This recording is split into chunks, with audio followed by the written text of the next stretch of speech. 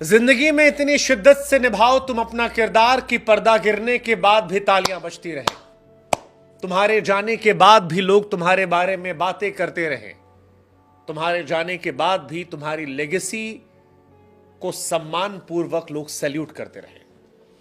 अगर आपसे कोई यह सवाल पूछे कि भारत में कोई एक व्यक्ति ऐसा जिसको हर धर्म, हर संप्रदाय, हर रंग के लोग सम्मान करते हैं, तो मैं दावे से कह सकता हूं कि 10 में से 8 व्यक्ति रतन टाटा का नाम लेंगे।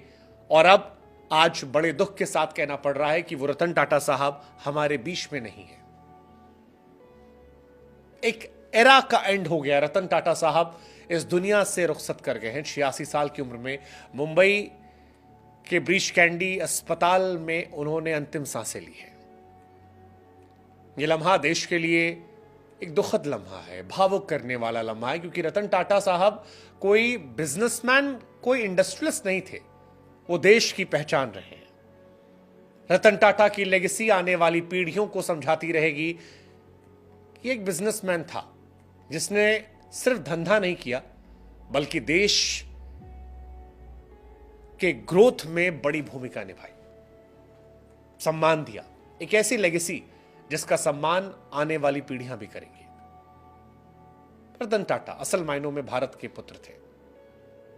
वो लेजेंड जिसने बिजनेस की दुनिया में जिस तरह से कारोबार किया, उसने भारत का मान दुनिया में बढ़ाया। चाहे वो फोर्ड कंपनी को उसकी हैसियत दिखाना हो, इंडियन आर्मी को तमाम गाड़ियां देनी हो, देश की नई पार्लियामेंट बिल्डिंग बनानी हो, एयर इंडिया को डूबने के बाद वापस लेना हो, बहुत सारी चीजें।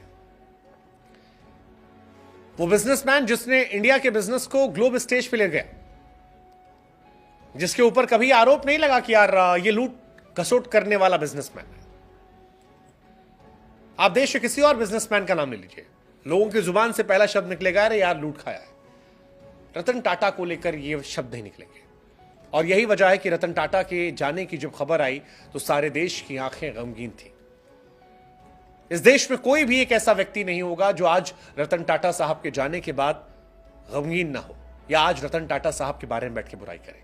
आप सोशल मीडिया उठा लीजिए, उस दौर में जब देश में विचारधाराएं डिवाइडेड हैं, क्लियर हैं, तब भी रतन टाटा के नाम का सम्मान जो है वो बरकरार है। 1990 से लेकर 2012 तक टाटा ग्रुप के चेयरमैन थे रतन टाटा। 1937 में इनका जन्म हुआ था। 2016 से लेकर फरवरी 2017 तक फिर चेयरमैन थे। टाटा ग्रुप के चैरिटेबल ट्रस्ट के प्रमुख थे। विरासत को एक ऐसे मुकाम पर पहुंचाया जहां पर दुनिया सम्मान करती है। एयर इंडिया को अपने अंपायर में शामिल किया। विदेशी कंपनी फोर्ड के luxury car brand land rover और जगवार को अपने पोर्टफोलियो में जोड़ा।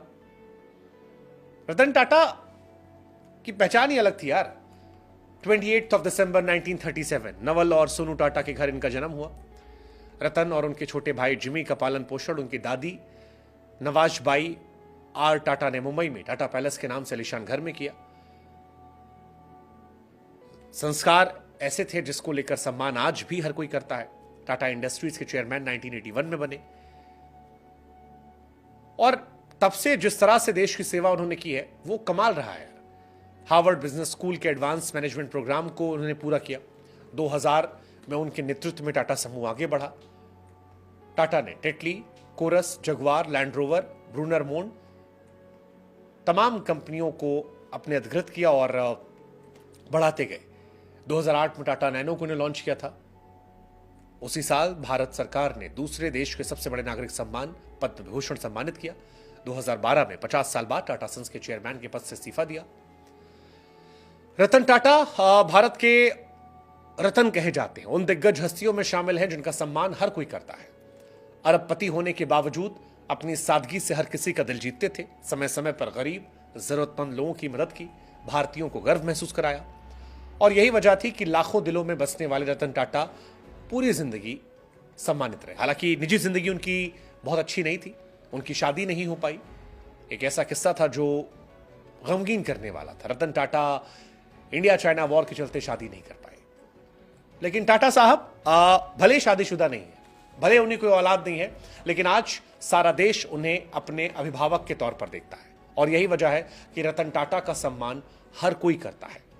हम भी गमगीन आंखों से रतन टाटा साहब को अंतिम विदाई देते हैं। ईश्वर से प्रार्थना करते हैं कि उनकी आत्मा को शांति दे, उन्हें अपने चरणों में स्थान दे, और उम्मीद करते हैं कि रतन टाटा की लेगेसी को जो भी आगे बढ़ाए वो टाटा के पद चिन्हों पर आगे बढ़ता जाए। जय हिंद, जय भारत।